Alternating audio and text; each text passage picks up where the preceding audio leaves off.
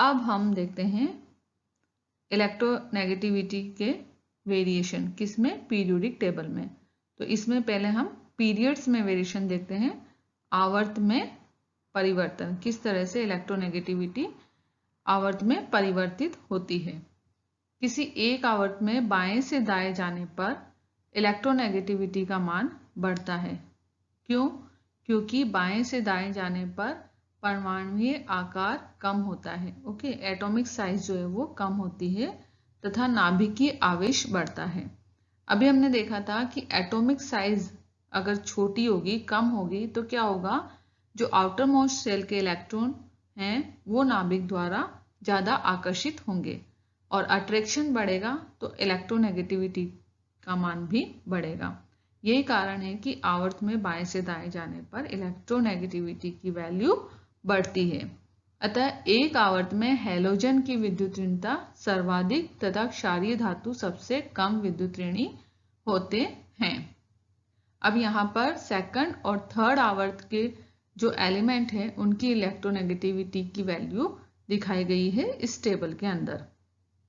Second period की जो element है वो है lithium, beryllium, boron, carbon, nitrogen, oxygen और फ्लोराइड, और ये इनकी इलेक्ट्रोनेगेटिविटी दर्शाई गई है।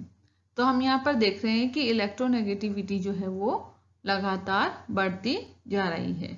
इसी तरह से जो थर्ड आवर्त है, थर्ड पीरियड है, उसके ये एलिमेंट है sodium, magnesium, aluminium, silicon, phosphorus, sulphur और क्लोराइड। यहाँ पर भी हम देखते हैं कि इलेक्ट्रोनेगेटिविटी की जो वैल्यू है वो बढ़ती जा रही है, क्योंकि दाएं से बाएं चलने पर क्या होता है? आवर्त में जो साइज होता है एटम का वो छोटा होता जाता है, कम होता जाता है, और नाभिक और इलेक्ट्रॉन के बीच में अट्रैक्शन बढ़ता जाता है, इसलिए इलेक्ट्रोनेगेटिविटी का मान भी बढ़ता जाता है। यहाँ पर ये एक डायग्राम दर्शाया गया है जिसमें ये बताया गया है कि किस तरह से परमाणु संख्या के साथ साथ में इलेक्ट्रोनेगेटिविटी घटती है और बढ़ती है। तो इस डायग्राम में भी हम देख सकते हैं कि जो फ्लोराइड है उसकी इलेक्ट्रोनेगेटिविटी बहुत ज़्यादा है, यहाँ क्लोराइड की ज़्यादा है, यहाँ ब्रोमाइड की ज़्यादा है। इट मीन्स जो हैलोजन है उनकी इलेक्ट्रोनेगेटिविटी अपने आवर्त में ज़्यादा होती है, और जो क्षारीय धातु हैं उनकी इलेक्ट्रोनेगेटिविटी सबसे कम होती है। अब हम देखते हैं वर्ग में किस तरह से इलेक्ट्रोनेगेटिविटी में वेरिएशन आते हैं। Variation in group. किसी वर्ग में जब ऊपर से नीचे की ओर जाते हैं तो एटॉमिक साइज पे क्या असर पड़ता है? एटॉमिक साइज बढ़ता है, ठीक है, क्योंकि ऊपर से नीचे आने पर हर एटम में नंबर ऑफ सेल जो है वो बढ़ते जाते हैं, एक नया सेल उसमें जुड़ता जाता है, तो एटॉमिक साइज बढ़ता जाता है। अब एटॉमिक साइज जब बढ़ेगा तो नाभिकीय आवेश की वैल्यू कम हो जाएगी, और साइज बढ़ने के कारण नाभिक और आउटर मोस्ट शेल के जो इलेक्ट्रॉन होते हैं उनके बीच डिस्टेंस बढ़ जाती है, और डिस्टेंस बढ़ने के कारण नाभिक और इलेक्ट्रॉन के बीच में अट्रैक्शन भी कम होता है, और अट्रैक्शन कम होगा तो इलेक्ट्रोनेगेटिविटी की वैल्यू भी कम होगी। इसीलिए वर्ग में ऊपर से नीचे आने पर इलेक्ट्रोनेगेटिविटी का मान कम होता जाता है। अब यहाँ पर हम देखें एक एग्जाम्पल। फ्लोरीन की विद्युत ऋणता समस्त हैलोजन से सर्वाधिक है। जो फ्लोरीन होता है उसकी इलेक्ट्रोनेगेटिविटी अन्य जो हैलोजेंस होते हैं उनकी तुलना में सबसे ज़्यादा होती है। क्यों? क्योंकि फ्लोरीन का जो साइज है वो छोटा होता है, उसके बाद में धीरे धीरे साइज बढ़ता जाता है। जैसा कि उपरोक्त चित्र से स्पष्ट है कि फ्लोरीन की विद्युत ऋणता समस्त तत्वों से सर्वाधिक है। यहाँ पर ये डायग्राम दिखाया गया है, ये विद्युत ऋणता है और ये एटॉमिक नंबर है।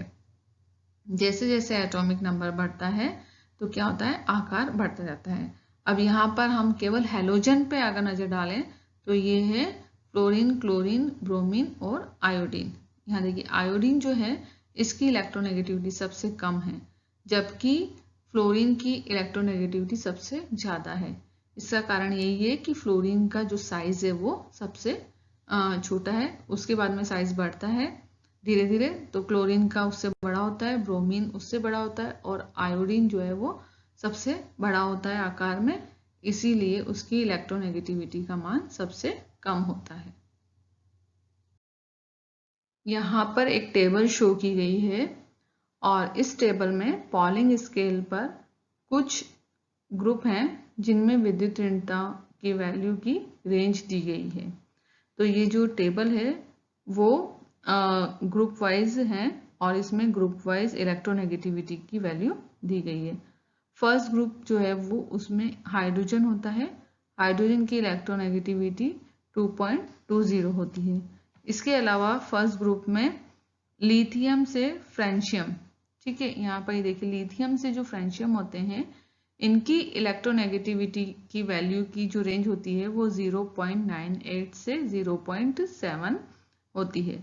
इसी तरह से अगर हम सेकंड ए ग्रुप की बात करें तो ये बेरिलियम से रेडियम तक होता है। अब बेरिलियम से रेडियम तक के जो बीच के एलिमेंट हैं उनके लिए इलेक्ट्रोनेगेटिविटी की रेंज 1.57 से 0.9 होगी, ठीक है। इसी तरह से आगे के ग्रुप हैं, यहाँ पर ये देखिए थर्ड ए ग्रुप है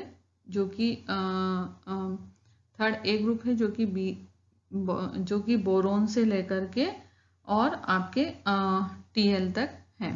तो इसकी रेंज ये दी गई है 2.04 से 1.62, ठीक है। इस तरह से फोर्थ, फिफ्थ, सिक्स्थ और सेवन्थ इन सभी ग्रुप के लिए जितने भी एलिमेंट हैं उनकी इलेक्ट्रोनेगेटिविटी की रेंज दी गई है। और फिर इसके बाद में ट्रांजिशन एलिमेंट, लैंथेनाइट और एक्टिनाइट, इनके लिए भी ये इलेक्ट्रोनेगेटिविटी की रेंज दी गई है। तो इस तरह से इस टेबल के अंदर सारी जो एलिमेंट्स हैं उनकी ग्रुप वाइज इलेक्ट्रोनेगेटिविटी की वैल्यू बताई गई है। हम जानते हैं कि अधातुओं में इलेक्ट्रॉन ग्रहण करने की प्रबल प्रवृत्ति होती है, अतः इसका विद्युत ऋणता से सीधा संबंध होता है। या हम ये भी कह सकते हैं कि विद्युत ऋणता धात्विक प्रकृति के विलोमानुपाती होती है। किसी आवर्त में बाएं से दाएं जाने पर विद्युत ऋणता बढ़ने के साथ साथ अधात्विक प्रकृति, नॉन मेटेलिक कैरेक्टर भी बढ़ता है। इस प्रकार एक वर्ग में ऊपर से नीचे जाने पर चूंकि विद्युत ऋणता का मान कम होता है तो नॉन मेटेलिक नेचर के मान में कमी होती है और मेटेलिक नेचर जो है वो बढ़ती है। यहाँ पर ये एक टेबल दी गई है जिसमें ग्रुप फर्स्ट और ग्रुप 17 के एलिमेंट हैं और उनकी इलेक्ट्रोनेगेटिविटी दर्शाई गई है। लिथियम की इलेक्ट्रोनेगेटिविटी 1, सोडियम की 0.9, पोटेशियम की 0.8, रुबिडियम की 0.8, सीजियम की 0.7 है। इसी तरह से फ्लोराइड जो है उसकी 4 है और क्लोराइड की 3.5 है, ब्रोमाइड की 2.8 है, आयोडाइड की 2.5 है और एटी की 2.2 है। तो इस तरह से ये फर्स्ट और 17 के जो ग्रुप है उनके एलिमेंट की इलेक्ट्रोनेगेटिविटी इस टेबल के अंदर शो की गई है। तो इलेक्ट्रोनेगेटिविटी को जो फैक्टर हैं, कौन कौन से फैक्टर अफेक्ट करते हैं वो, और पीरियोडिक टेबल में किस तरह से इलेक्ट्रोनेगेटिविटी में वेरिएशन होता है, तो इन दोनों चीज़ों के बारे में हमने इस लेक्चर के अंतर्गत जाना और ये दोनों ही टॉपिक आपको एकदम क्लियर हो गए होंगे। आई होप आपको इस लेक्चर के अंदर कोई प्रॉब्लम नहीं होगी और इस तरह से यहाँ पर आपकी जो यूनिट फर्स्ट है वो ख़त्म हो जाती है और नेक्स्ट लेक्चर में हम यूनिट सेकंड स्टार्ट करेंगे। Thank you.